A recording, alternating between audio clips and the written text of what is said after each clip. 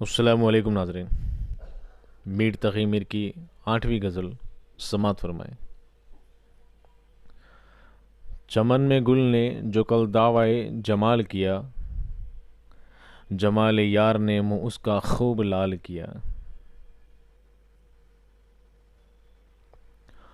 रफ्ता रफ्ता फिर आई तेरे तमाशे को, चमन को युमन कदम ने तेरी निहाल किया।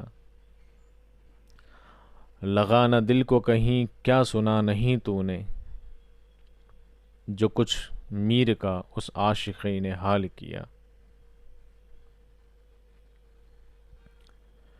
मीर की 9वीं गज़ल समात फरमाएँ।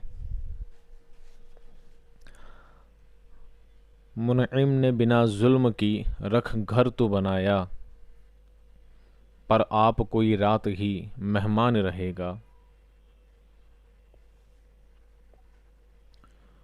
छूटूं कहीं ईज़ा से लगा एक ही जल्लाद, ता हश्र मेरे सर पे ये एहसान रहेगा। चिमटे रहेंगे दश्त मोहब्बत में सर व तेग, महशर तईं खाली न ये मैदान रहेगा।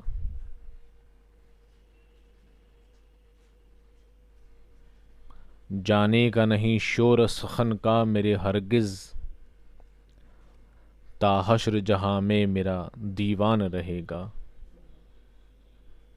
शुक्रिया।